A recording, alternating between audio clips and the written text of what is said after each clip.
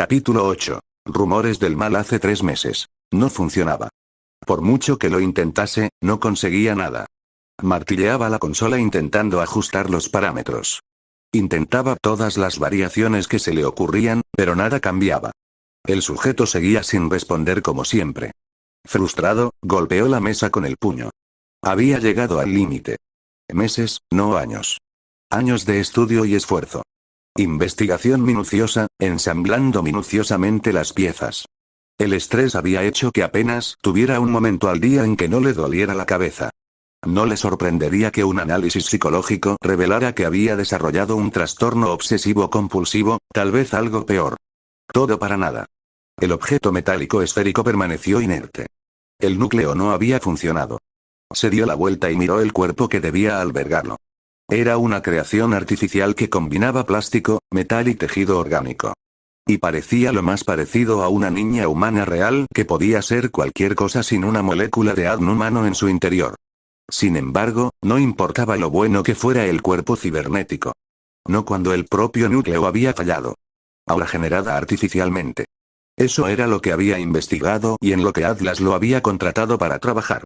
Millones y millones de dólares en financiación fueron todo para que pudiera hacer funcionar esta creación. El núcleo era una estructura metálica con un cristal sintético de polvo conductor en su interior. Un material que él mismo había creado modificando variedades que existían de forma natural. La sustancia resultante era algo increíblemente adaptable y podía generar casi cualquier tipo de energía, siempre que pudiera introducir la frecuencia adecuada. Y ahí fue donde fracasó. En principio, el aura no se diferenciaba de cualquier otro tipo de energía. Electricidad, calor o incluso energía cinética. En otras palabras, uno debería poder reproducirla si la comprendiera. Pero no fue así. Se recogieron y observaron miles y miles de muestras y se probaron todas las combinaciones posibles. Pero el resultado fue simplemente electricidad. Había sido capaz de generar energía. El núcleo fue un éxito extraordinario si se pretendía utilizarlo como una fuente de energía revolucionaria que redujera los costos en varias veces. Pero no tenía vida. Allí, en el límite del entendimiento humano, había fracasado. Estaba empezando a pensar que esta era la barrera que los humanos no debían cruzar. La creación de la vida, del aura, de un alma, era dominio de los dioses. Había sido arrogante al pensar que podía entrar en ese reino. Él suspiró. Cuando le dijera a Ironwood que había fracasado, lo que vendría después no sería nada agradable. Tal vez suicidarse fuera una mejor idea. Podría ser más amable que lo que Atlas podría hacer con alguien que había tomado su dinero y no tenía nada que mostrar a cambio. Se dirigió al balcón, cruzó el umbral de la puerta automática corrediza y se quedó afuera, tomándose un momento para admirar el brillante cielo azul de la mañana. Era casi un contraste perfecto con su estado de ánimo en ese momento. Respiró profundamente y luego exhaló. Esto era inútil. Si tenía que terminar de una manera u otra, entonces preocuparse por eso no serviría de nada. Sintiendo una sensación de paz y calma, se preparó para entrar y terminar con todo, cuando vio algo. El mismo cielo pareció abrirse y todo se iluminó, como si hubiera sido alcanzado por el rayo más grande que jamás había visto. Y en ese breve momento de iluminación, vio una silueta gigantesca que empequeñecía las torres más altas de Atlas y los picos más altos de Remnant. Un árbol enorme, más grande de lo que jamás hubiera imaginado. ¿Qué demonios es eso? Se sintió sobrecogido y más que un poco asustado. Como científico, no le hacía caso a las ideas sobrenaturales. En la ciencia estaba el poder. En las formas de entender y pensar racionalmente. El misticismo y la superstición eran el enemigo. Incluso cosas como Aura y los hermanos Grimm tenían una base, reglas según las cuales funcionaban. Tal había sido su firme creencia. Sin embargo ahora, al ver el árbol, aunque solo fuera por un momento, esa creencia se tambaleó. Estoy viendo cosas. Tratando de atribuirlo a una alucinación inducida por el estrés, regresó a su laboratorio. Apenas lo hizo cuando oyó una voz. ¿No estás imaginando cosas? Sus ojos se abrieron y miró a su alrededor desesperadamente. ¿Quién está ahí? Esta es una zona restringida. Salgan inmediatamente o llamaré a los guardias. No lo harás. Te aterra que denuncien tu fracaso. ¿Cómo lo sabes? ¿Quién eres? Muéstrate. El pánico que sentía se insinuó en su voz aunque intentó sonar fuerte. Sé muchas cosas. En cuanto a quién soy, tal vez sea alguien que pueda ayudar. Fue en ese momento, que el doctor Agnus, que había estado mirando a todas partes, tratando de descubrir dónde se escondía el amenazador orador, se dio cuenta de algo. La voz no venía de ninguna parte del laboratorio. Estaba dentro de su cabeza. Finalmente me he vuelto loco, ¿no? No, todavía no. Aunque estás al borde. Estás a punto de acabar con tu vida. Si vas a morir de todos modos, ¿por qué no me escuchas? ¿Qué tienes que perder? La claridad única que solo se obtiene al estar al borde de la muerte se apoderó del médico, quien de repente se sintió tranquilo. Está bien. Muéstrate y te escucharé. En respuesta, el aire frente a él brilló y una figura se materializó, aparentemente de la nada. El médico se quedó sin aliento por un momento. El ser que había aparecido no podía ser ni humano ni fauno, pero tampoco era Grimm. Su figura y rostro eran los de una mujer, pero su piel era negra como la noche. Sus dedos de los pies permanecían en el aire, mientras flotaba a unos centímetros del suelo. Un par de astas parecidas a las de un ciervo crecían de su cabeza y sus ojos dorados brillaban levemente. ¿Quién, qué eres? Preguntó Agnus. La mujer volvió a hablar en su mente. Mi nombre es Iris. Soy lo que tu especie llamaría un demonio. Un demonio, increíblemente. El doctor se quedó mirando fijamente, sin poder creer lo que estaba viendo. En los últimos momentos de su vida, el mundo estaba optando por revelarle lo poco que sabía y lo mucho que había más allá. Soy consciente de la dificultad a la que te enfrentas. Debo decirte, la tarea que estás intentando llevar a cabo es una en la que muchos humanos han fracasado en muchos mundos. Es una tarea que está más allá del poder de tu alquimia. Si hubieras tenido éxito, el ser que habrías creado habría sido una abominación. Entiende esto. Estabas destinado a fracasar. La vida no puede crearse sin vida. El médico cayó de rodillas. Así que nunca tuvo ninguna oportunidad. ¿Estás aquí para matarme entonces? Preguntó en voz alta. Era lo apropiado. Tal vez este demonio haría lo que los ángeles deberían hacer y le ofrecería una muerte misericordiosa. Todo lo contrario. Puedo asegurarte que vivirás y evitarás el destino que tu hombre de hojalata quiere que corras. ¿El hombre de hojalata? Así que ella sabía lo de Ironwood. ¿Cómo? Preguntó en voz alta. Es imposible crear vida sin vida, pero es muy posible colocar un alma viviente dentro de un recipiente y el cuerpo que has creado sería más que capaz de albergarla. Los ojos del médico se abrieron. ¿Un alma, me estás diciendo? De hecho, hay un alma que podría ocupar su lugar dentro de ese recipiente vacío. Agnus sabía que lo que estaban diciendo iba más allá de su comprensión. La ciencia algún día podría explicar cómo funcionaba, pero en ese momento era un misterio. Y, sin embargo, ese demonio no mentía. Eso lo podía ver en sus ojos. Le aterrorizaba saber que ella podía transponer un alma a una máquina con la misma facilidad con la que él podía instalar un sistema operativo en una computadora. ¿Quién es esta alma? Preguntó. Mi hija. La verdad es que me estoy muriendo. Tal y como están las cosas ahora no puedo parirla como me gustaría. Pero, quiero que viva. Y así fue que un demonio le ofreció un trato a un hombre que prácticamente había destruido su propia humanidad. Agnus dudó. Incluso después de lo lejos que había llegado, la idea de condenar a un alma viviente a existir en un cuerpo cibernético solo para salvar su propia vida, no era algo que pudiera aceptar. Justo cuando estaba a punto de negarse, el demonio habló de nuevo. Por favor, si no lo haces por ti o por mí, hazlo por mi hija. Le estarías dando una oportunidad de vivir. ¿No podrías simplemente tomar el cuerpo cibernético por la fuerza, incluso si me negara? Iris negó con la cabeza. Sé que aquí no soy más que una visitante. Este no es mi mundo y no estaré viva para criarla. Si debo dejar a mi hija, me aseguraré de que sea bienvenida aquí. Que este sea su hogar en caso de que no pueda regresar a donde pertenece. La decisión de Agnus ya estaba tomada. Ironwood querrá saber cómo lo hice. Y no podré responderle.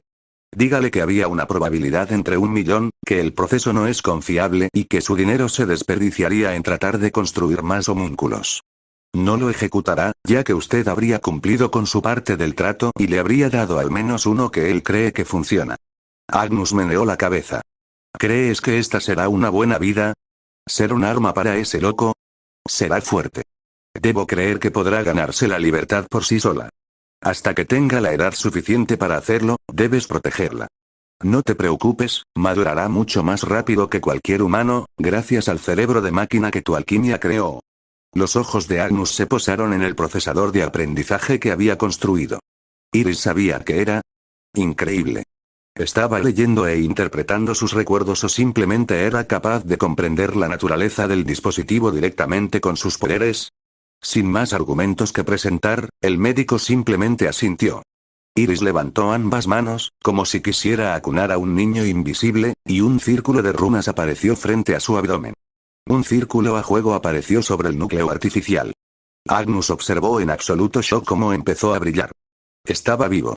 No, ella estaba viva. El alma había sido transpuesta al núcleo. Mientras observaba, el núcleo flotó hacia el cuerpo cibernético, junto con el procesador de aprendizaje, y ambos fueron asimilados en los compartimentos construidos para ellos, aunque Agnus no había dado ningún comando desde su consola. Imposible. Sus ojos se abrieron. Agnus casi cayó al suelo. Temblando, dio un paso hacia adelante. Increíble, fue todo lo que dijo. ¿Cómo se llama? Con el tiempo, ella encontrará su verdadero nombre dentro de sí misma.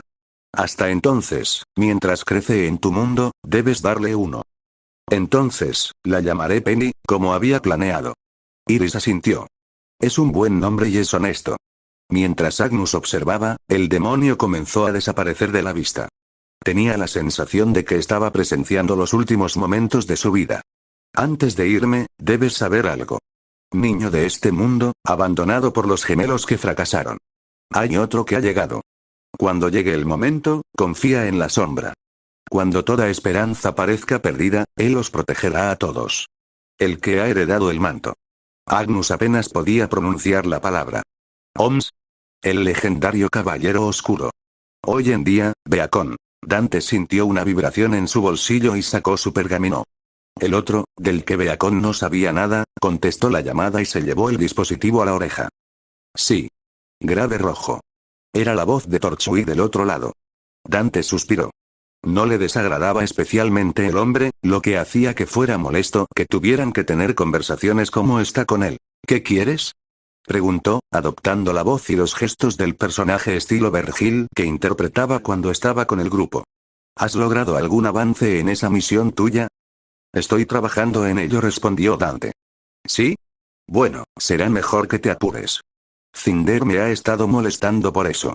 La muchacha puede irse a morir, porque a mí me importa, dijo Dante, consultando, lo que imaginó que era, el léxico de su hermano para elegir las palabras. Ojalá las cosas fueran tan fáciles, gruñó Torchwick. Mira, ¿puedes acelerar esto de alguna manera? Ganarte su confianza también será bueno para ti. Entonces ganarás mucho dinero. Como dije, estoy trabajando en ello. Ella no es más que una miserable estudiante, Redgrave. No me estarás diciendo que no podrías acabar con ella con los dos ojos cerrados. El problema no es ella. Está rodeada por las fuerzas de Beacon. Bueno, sea como sea, encontraré una manera. Dicho esto, Dante desconectó la llamada. Esto está resultando ser un dolor de cabeza más grande de lo que pensaba. Habían pasado alrededor de 2 meses desde que había conseguido el trabajo de Cinderfall. Para ser honesto, era casi un milagro que la mujer todavía estuviera esperando que lo completara. Aún así, había querido prolongarlo lo más posible mientras descubría una manera de hacer que esto funcionara. Obviamente, estaba fuera de cuestión lastimar a alguien. Sin embargo, también necesitaba ganarse la confianza de la mujer para saber qué estaba sucediendo realmente en Remnant. Si las palabras de Torchwick eran algo por lo que guiarse, entonces Cinder finalmente se estaba quedando sin paciencia. Y si ese era el caso, necesitaba una solución. Abrió su pergamino. Al parecer esta tarde hubo un operativo en los muelles. Necesitaba esa solución rápidamente. Mientras tanto, Downtown vale. Entonces, ¿esto es reconocimiento? Preguntó Jan. No, simplemente vamos a saludar a los recién llegados de los otros reinos y darles la bienvenida a Vale, dijo Weiss, negándose a mirar a sus compañeros a los ojos. ¿No estabas hablando antes de observar sus fortalezas y debilidades? Señaló Ruby. Weiss fingió que no había oído eso. El resto del equipo se miró y sacudió la cabeza. Por ahora, seguirían con ese plan. Con suerte, podrían evitar que Weiss los hiciera quedar demasiado mal. Fue mientras caminaban por la calle cuando vieron a un joven corriendo hacia ellas. Ligeramente bronceado, con un físico delgado que se exhibía gracias a su chaqueta abierta, corrió directamente hacia ellas, mientras las chicas se hacían a un lado para evitar una colisión. Sin embargo, notaron algo. Tenía una cola rubia. El chico era un fauno. Justo cuando estaba desapareciendo por la esquina, los agentes de seguridad de Vale llegaron corriendo, obviamente persiguiéndolo. ¡Alto! ¡Alto, maldita sea! Ruby los dejó pasar. Weiss meneó la cabeza en señal de desaprobación mientras lo hacían. Es típico. Es exactamente lo que se podría esperar. ¿Qué se supone que significa eso? Preguntó Blake con inesperada agudeza. Weiss parpadeó. Bueno, está claro que es un criminal, respondió la heredera. No lo sabes. Está ahí, a la vista de todos. Estaba saliendo corriendo de los muelles, ¿no? Probablemente era un polizón en uno de los barcos de aquí. Tal vez uno de esos colmillos blancos ilegales que se infiltran en Vale. Sinceramente, ¿deberían encerrar a todos esos tipos, su especie? ¿Qué quieres decir exactamente con eso? ¿Estás hablando de las mismas personas que los Schneers han estado explotando durante siglos? Oye, eso fue hace mucho tiempo. Ahora seguimos las pautas legales de Atlas. Son los colmillos blancos los que han estado atacando y matando a nuestros trabajadores, confiscando transportes. Entonces, ¿por unos pocos extremistas crees que todos son iguales? Los colmillo blancos son criminales. Todos ellos. ¿Por qué estás tan empeñado en defenderlos? Porque soy uno de ellos. Las palabras salieron de Blake antes de que ella pudiera detenerlas. Le tomó un momento darse cuenta de que en su momento de pasión, sus orejas se habían movido.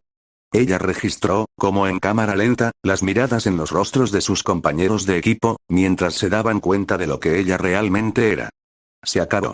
Ahí se fue la confianza que ella había llegado tan lejos para ganarse. Sacudiendo la cabeza, corrió antes de que ninguno de ellos pudiera decir una palabra. Blake. Gritó Ruby. Intentó alcanzarla y agarrarla, pero el cuerpo que tocó se disipó y se reveló como un clon. El verdadero Blake era visible aún más abajo en la calle, saltando a un tejado, antes de saltar de nuevo y desaparecer de la vista. Tenemos que encontrarla. Dijo la joven, girándose para mirar a sus compañeros de equipo.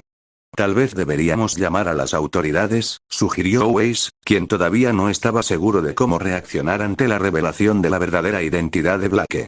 Eso no va a suceder, dijo Jan. Tendremos que encontrarla nosotros mismos. Asintiendo, Ruby se giró inmediatamente y estaba a punto de salir en busca del fauno, cuando se topó con lo que parecía una pared de ladrillos con esteroides. ¡Ay! Gimió ella. ¿Estás bien? Preguntó una voz desconocida desde arriba. Sí, solo necesito el número de ese tanque que me atropelló. Al mirar hacia arriba, Ruby vio a la persona con la que había chocado. Para su sorpresa, era una joven que parecía tener más o menos el mismo tamaño, complexión y edad que ella. Vestía un vestido blanco y rojo. Su pelo naranja hasta el cuello enmarcaba un rostro bastante lindo, al tiempo que unos curiosos ojos rojos miraban fijamente a la joven cazadora. Había algo en esta chica que parecía un poco extraño. Ruby no estaba muy segura de qué era. Aún así, parecía bastante inofensiva. Aparte del hecho de que ni siquiera se movió un centímetro de una colisión con toda su fuerza cuando activó su semblante. Oye, Ruby, ¿estás bien? Jan y Weiss se acercaron, habiendo visto lo que acababa de suceder. Está bien, dijo el portador de la guadaña. La misteriosa muchacha con la que se había topado no dijo nada, solo miró a los recién llegados con cierto interés. ¿Quién es tu nuevo amigo? Preguntó Jan. Amiga. Repitió la muchacha, como si estuviera desconcertada por su elección de palabra. Oh. Dijo Ruby. Se detuvo cuando se dio cuenta de que no tenía idea de quién era la chica. ¿Cuál es tu nombre de nuevo? El que pregunta debería presentarse primero. Sin que ella lo supiera, ese era su instinto en acción. Para los poseedores de lo sobrenatural, los nombres tenían poder y no debían darse a la ligera. Oh, soy Ruby. La rubia que estaba detrás de ella la saludó. Jan. El de cabello plateado eligió un método diferente de presentación. Pareces extraño. Blanco. Soy Penny, respondió la niña antes de que Ruby pudiera decir algo más. Había algo en su mirada casi imperturbable que preocupaba ligeramente a la cazadora. Pero no había tiempo para quedarse de brazos cruzados y preocuparse por ello. Bueno, fue un placer conocerte, Penny, pero tenemos que irnos. Estamos buscando a una amiga. Dicho esto, el trío continuó su camino. Mientras pasaban corriendo, el joven demonio los vio irse. Amigo, dijo, probando la palabra, examinando cómo se sentía. Me gusta, decidió. Aunque no estaba segura de si era la palabra correcta para describir a las tres personas que acababa de conocer. Tal vez debería seguirlos y averiguarlo. Debería poder encargarse de ello antes del toque de queda. Su cuerpo se oscureció, como si se convirtiera en una sombra sólida, antes de desaparecer de la vista por completo. En otros lugares de la ciudad, Blake miró con recelo a la persona que tenía delante, que comía un plátano con indiferencia, como si no acabara de escapar del personal de seguridad. Entonces, ¿simplemente me mirarás o vas a hablar? ¿Quién eres? Por fin, dijo el niño sonriendo. Me llamo San. San Wukong. ¿Y tú eres? Blake. ¿Como el poeta? El gato fauno lo fulminó con la mirada. El muchacho que se identificó como San levantó las manos en señal de rendición. Está bien, lo entiendo. Entonces, ¿hay alguna razón por la que estás de mal humor? ¿Qué estás haciendo aquí en Vale? ¿Por qué te perseguían? Yo. En realidad, estoy aquí de parte de Shade. Para el Festival Vital, ¿sabes? Blake lo miró sorprendido. Espera, ¿no eres un polizón? ¿Eh? ¿Qué te dio esa idea? Simplemente dije algo que no le gustó a uno de esos guardias. ¿Cuál fue? Le dije que parecía excremento de perro, afirmó Sam con cara seria. Veo. Entonces, ahora que hemos aclarado eso, ¿dejarás finalmente de mirarme como si te hubiera robado el auto? Blake miró hacia abajo. Lo siento. Tengo muchas cosas en la cabeza ahora mismo. ¿Te gusta ocultar quién eres a tus amigos? Ella lo miró de nuevo, pero finalmente cedió. Así que él había notado el arco. Bueno, no era extraño, dado que él también era un fauno. Simplemente no estaba preparado para que lo supieran. ¿Tienes miedo de que te rechacen? Su silencio fue respuesta suficiente. Ambos sabían lo que era vivir como fauno fuera de menagerie. Pero, ¿sabes? Si realmente son tus amigos, no creo que les importe. Quizá deberías intentar confiar en ellos. ¿Y si no me aceptan? Simplemente significa que nunca fuisteis cercanos desde el principio. Lo que significa que no tendrías ningún motivo para sentirte mal por ello. Eso es, realmente cierto. Blake tuvo que admitir que, a pesar de su apariencia y comportamiento pícaros, el chico tenía sentido. Tal vez, dijo. Es que hay muchas cosas aquí que nos dan mala fama. ¿Has oído hablar del colmillo blanco? ¿Esos bichos raros extremistas? Que les jodan, dijo Sam. No siempre fueron así, dijo Blake. Hubo una época en la que Colmillo Blanco era una organización pacífica que luchaba por nuestros derechos. Ella bajó la mirada y se permitió recordar brevemente días mejores, cuando había podido creer en ellos. ¿Cómo sabes tanto sobre el Colmillo Blanco? Preguntó Sam con curiosidad. Bueno, podría decirse que nací con esto. Pero ahora no importa. Están planeando algo, lo sé. Han estado involucrados en más robos de Dust que nunca antes, la mayoría de ellos centrados en Vale. No es aleatorio, no puede serlo. Sam se llevó una mano a la barbilla, pensando. Veamos, si quisiera almacenar una gran cantidad de suministros, utilizaría un almacén. Y si quisiera trasladarlos a algún lugar, sería a Bullard. Lo que significa que lo más probable es que estén en los muelles, concluyó Blake. Ella sabía qué hacer ahora. Sería un poco arriesgado, pero ese chico también era un fauno. Al menos no la delataría ante las autoridades. ¿Se volvería contra ella por el colmillo blanco? Ella negó con la cabeza. No, eso era imposible. Sam podía ser un pícaro, pero no parecía en lo más mínimo malicioso ni vengativo. Ella podía juzgarlo por lo que veía en la superficie, pero sus instintos le decían que no ocultaba nada, al menos no motivos ocultos. ¿Podría llamar a su equipo? No. Ella no estaba preparada para eso todavía. Ella miró al sol. ¿Tienes planes para la noche? Vale, Docs, más tarde esa noche. Dante salió de su débil triujer y volvió a su forma humana en lo alto del cielo. Mientras caía, invocó una serie de trickster circles y bajó con paso tranquilo hasta tocar el suelo. Sí, sobre esa solución. No había podido encontrar ninguno. Si se acercaba directamente a la chica, podría convencerla de que cooperara, pero dada su forma de ser, inmediatamente lo atacaría con un aluvión de preguntas. Y definitivamente no quería que ella se involucrara en esto. Entonces se le ocurrió un plan diferente. Miró a los miembros de Witefam, quienes ya se habían acostumbrado a las grandes entradas de Tony Redgrave. Oye, apareciste. Me alegra verte mostrando algo de iniciativa, gritó una voz. Torchwick, dijo Dante, girándose para mirar al criminal. Ahora si tan solo te hubieras deshecho de ese mocoso también. No es fácil cuando está rodeada de cazadores, sin mencionar una serie de medidas de seguridad. Torchwick no dijo nada durante un rato. Entonces, ¿por qué presentarse a esta pequeña operación? No es que me importe, pero esta ya está en el bolsillo, dijo. Tuve la tarde libre. En realidad, Dante había planeado realizar otra actuación allí, en la que participaría su doppelganger. No era el plan más sencillo, pero tenía que hacer algo para convencerlos de que lo dejaran entrar en su círculo íntimo. El doppelganger podría ser una amenaza lo suficientemente legítima para su operación como para que derrotarlo pudiera ganarse su confianza. No es el plan más fácil, pero tendría que servir. Desafortunadamente, el multiverso tenía otras ideas. Sus sentidos demoníacos detectaron su presencia incluso antes de que decidieran anunciarla ellos mismos. Como si fuera en cámara lenta, vio a Black Belladonna saltar sobre uno de los contenedores del muelle y descender detrás de Torchwick. Sostenía de Gamboy Shroud en forma de pistola, con el cañón apoyado en la espalda del criminal. Cancela esta operación ahora mismo, dijo el fauno. Dante gimió en voz alta. Los ojos de Black se posaron momentáneamente en él. Desde el principio, su atención había estado en Torchwick, hasta el punto de que no le había prestado atención al hombre de la chaqueta azul. Ahora que finalmente lo hizo, se dio cuenta de lo que debería haber notado antes. Él tenía el pelo plateado. Y olía familiar. Además, él era Dante. Sus ojos se abrieron.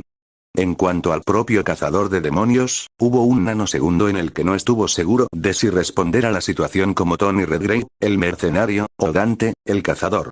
Oh, dame un respiro, ambas son la misma cosa, ¿no? Vamos, Blackie. Ahora precisamente. Dijo. El fauno lo miró en estado de shock. Una cosa era que ella ya tuviera sus sospechas sobre lo que realmente era. Pero ¿por qué estaba él allí, de todos los lugares posibles? Profesor. En cuanto a Torchwick, golpeó el suelo con el pie con impaciencia. Bueno, Redgrave, ¿tienes pensado ayudar o no? Dante se hizo a un lado, evitando sin esfuerzo el golpe que venía hacia atrás, mientras extendía un pie mientras lo hacía, lo que provocó que Sam, que había intentado atacarlo por sorpresa, tropezara y casi cayera de cara. El joven apenas logró convertir el tropiezo en una voltereta hacia adelante, cayendo de pie. Al girarse, miró al guerrero de cabello plateado con sorpresa. El medio demonio suspiró. Era hora de improvisar. Sacudiendo la cabeza, hizo que su cabello peinado hacia atrás volviera a su estado normal, con el flequillo cubriendo su frente. Se quitó la chaqueta, la giró nuevamente, revelando su color rojo, antes de volver a ponérsela. Finalmente, sonrió. Es hora del espectáculo. La expresión de Black se endureció. Sabía que no se podía confiar en ti, dijo. Desafortunadamente para ella, Torchwick eligió ese momento exacto para darse la vuelta con un movimiento suave, empujando el cañón de su arma hacia un lado para que ya no estuviera apuntando hacia él. Agarrándola por una muñeca para asegurarse de que no pudiera dispararle, la acercó más y le dio un codazo en la cara, al que siguió con un puñetazo en el revés. Terminó la hábil combinación agachándose y golpeándola con un puñetazo directo a toda potencia en el plexo solar, lo que hizo que su aura chispeara y la empujó deslizándose hacia atrás sobre el concreto. Blake. Gritó Sam.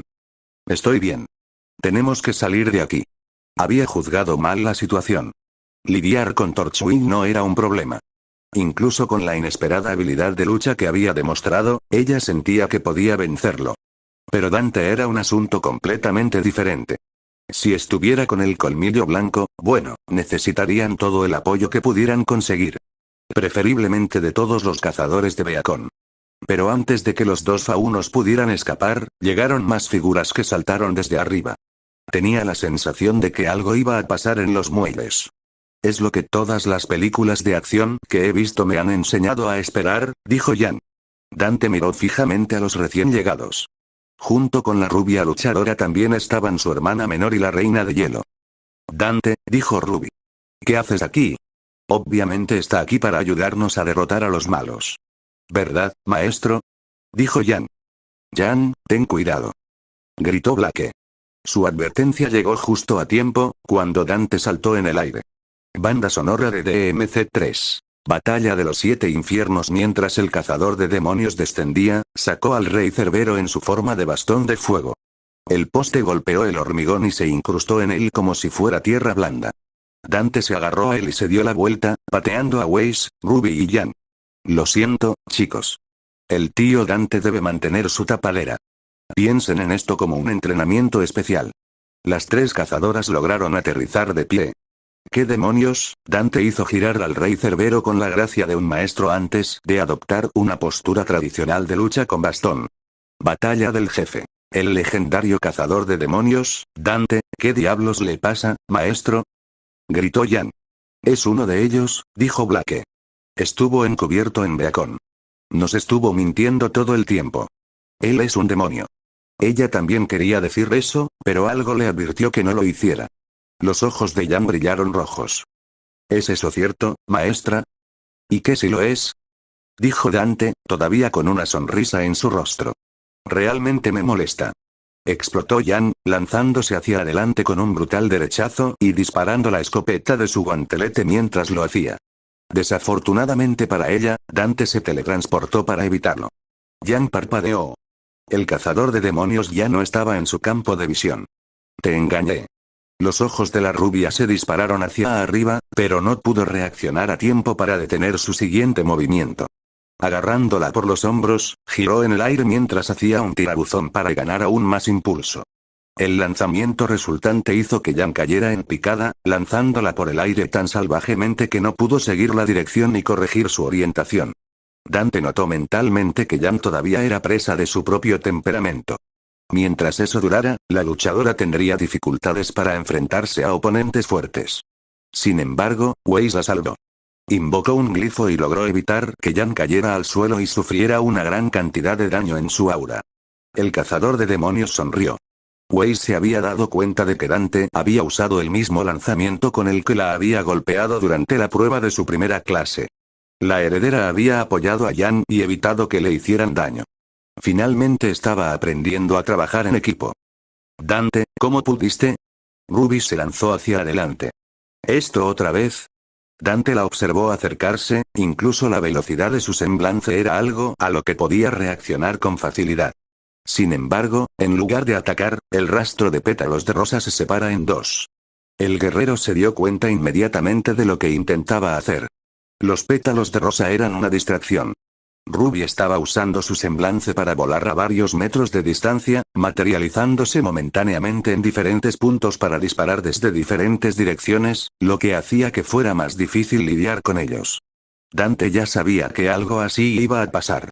En el nanosegundo antes de que el ataque de Ruby se conectara, cambió a Balrog, y comenzó a dar con fluidez una serie de patadas giratorias, similares a las de un breakdance, desde los hombros y la espalda. Mientras sus piernas giraban, las grebas blindadas que llevaba desviaban impecablemente las rondas de disparos de los francotiradores. La joven cazadora prácticamente cayó del aire al presenciar esto. Eso es tan injusto. Se lamentó. ¡Wow! Sí. El grito loco vino sorprendentemente cerca. Ruby se dio cuenta, demasiado tarde, de que Dante se había teletransportado justo encima de ella. También tenía a Ebony y a Ivory apuntándola. Lo que siguió fue una lluvia de balas, mientras Dante giraba todo su cuerpo como si quisiera replicar una ametralladora. Ruby bloqueó los primeros disparos con Crescent Rose, pero los siguientes se abrieron paso de inmediato y se dio cuenta de que la velocidad de disparo era demasiado alta para parar todas las balas. Activó su semblante y salió corriendo, recuperando algo de distancia y deteniéndose cerca de sus compañeros de equipo. En cuanto a Dante, aterrizó con gracia sobre sus pies. Mirando a Ruby, les hizo un gesto de despedida mientras se daba la vuelta. Necesitas más entrenamiento. Los ojos de Jan se pusieron rojos y se quedaron así. Bastardo. Jan. Gritó Ruby. Si te precipitas, te volverán a golpear. Estaba a punto de gritar Jan, pero se dio cuenta de que Ruby tenía razón. Todos sus encuentros con Dante habían terminado de esa manera.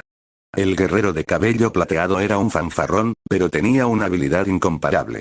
Detrás de cada movimiento llamativo había un artista marcial y luchador genial que sabía exactamente lo que haría el enemigo y lo había planeado con anticipación.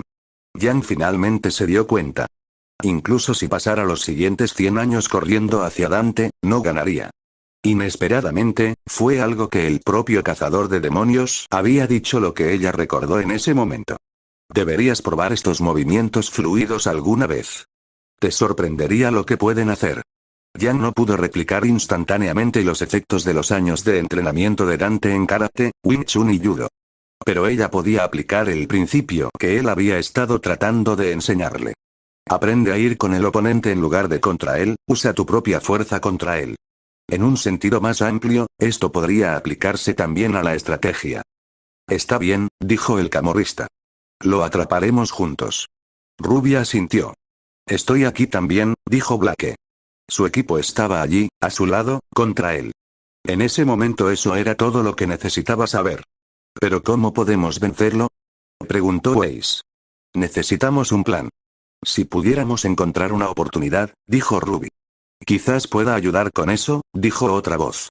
De pie junto a ellos estaba San Wukong, con pistola en mano. Como uno solo, los 5 adolescentes miraron fijamente a Dante. El hijo de Esparda bostezó y estiró los brazos por encima de la cabeza. ¿Ya terminaron? Sigue hablando, anciano, dijo Yang. Pronto recibirás lo que te corresponde. Dante se agachó y les hizo un gesto para que lo hicieran. Enfrentamiento, dijo. Mientras tanto, en otro mundo, Nero frunció el ceño. No estaba seguro de por qué, pero algunos malos recuerdos de sus 2 primeros encuentros con Dante en Fortuna estaban apareciendo. Era casi como si en algún lugar lejano le estuviera sucediendo lo mismo a otro grupo de adolescentes testarudos. Él negó con la cabeza. Buena suerte, fue todo lo que dijo. De vuelta en Remnant. Banda sonora. Red Like Roses parte segundo, versión épica de metal, Little V, en un instante, se movieron.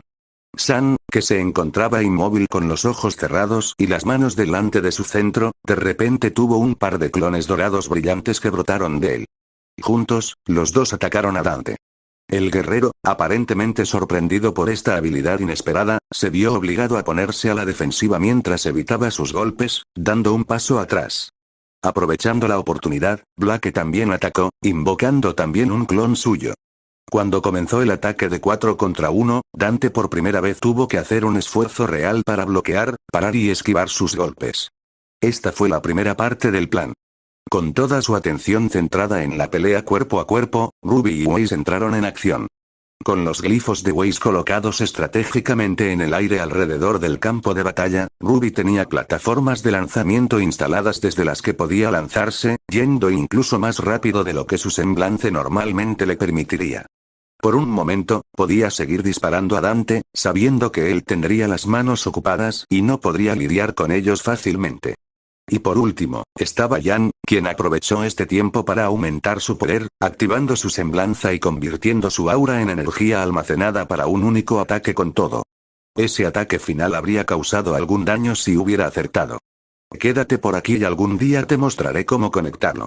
Ella iba a conectarlo ahora mismo. Mientras los disparos del francotirador llovían desde todos los ángulos, Dante apretó los dientes.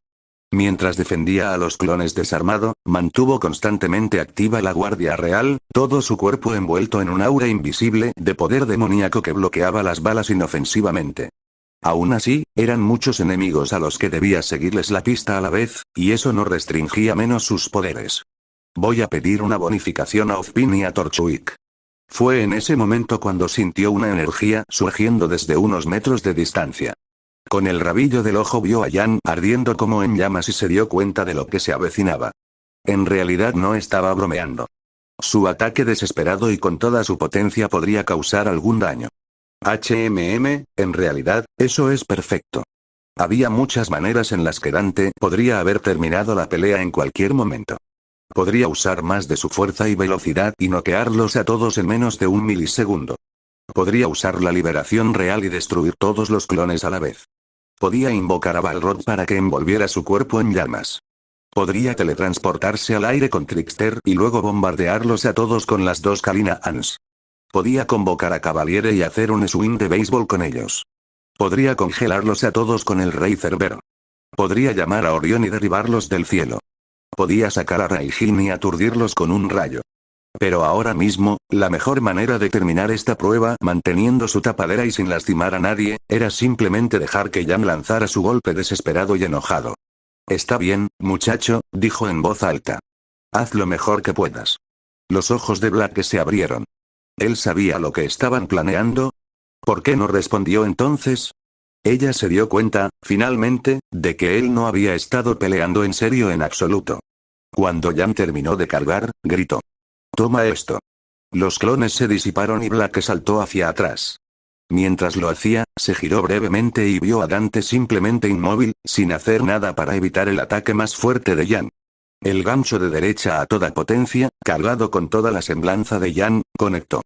Su puño se estrelló contra la mandíbula de Dante. El semidemonio no se inmutó, incluso cuando el suelo a su alrededor se hizo añicos por el impacto, el hormigón se agrietó como si fuera madera contra chapada fina. Por un segundo más, Jan empujó, hasta que toda la fuerza se disipó, y aterrizó en el suelo, completamente exhausta. Respirando con dificultad, miró hacia arriba. La mejilla izquierda de Dante tenía una roncha de irritación. Ese era el alcance del daño que había podido hacerle. De ninguna manera, murmuró. Justo cuando estaba a punto de caerse del cansancio, Dante le susurró. Oye, muchacho. Aguanta un poco más. Ya casi hemos vendido esto. Pase lo que pase, no des el juego por perdido. Antes de que Jan pudiera preguntar qué estaba pasando, Dante cayó de rodillas con un movimiento dramáticamente exagerado. Se giró y miró a Torchwick. Chicos, salgan de aquí. Los detendré. Román, que ya había visto suficiente de las habilidades de los adolescentes como para no querer enfrentarse a ellos, estaba más que feliz de dejar que Dante los enfrentara solo mientras él escapaba con el polvo. Sin embargo, cuando estaba a punto de ordenar a sus hombres que lo hicieran, se dio cuenta. Todos los colmillo blanco presentes en los muelles estaban inconscientes. Y de pie sobre ellos había una chica solitaria, con cabello naranja y ojos rojos. Redgrave, dijo Román, cada vez con más horror en la voz. Tenemos compañía. Quienquiera que fuese esta chica, era un problema.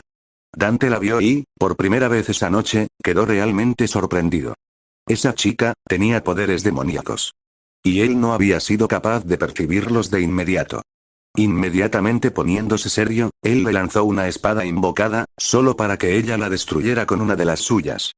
¿Qué demonios? Sin embargo, antes de que la pelea pudiera continuar, la misteriosa chica se fue, simplemente desapareciendo en las sombras y luego desapareciendo. Torchwick tomó esto como una señal y corrió. El Bulleat con los suministros todavía estaba intacto. Se montó y salió corriendo, escapando antes de que cualquiera de los exhaustos cazadores en entrenamiento pudiera recuperarse y perseguirlo. Cuando la batalla terminó, Dante meneó la cabeza. Allí las cosas casi habían ido al garete. Miró a sus estudiantes, quienes lo miraban con una mezcla de cautela, curiosidad y desconfianza.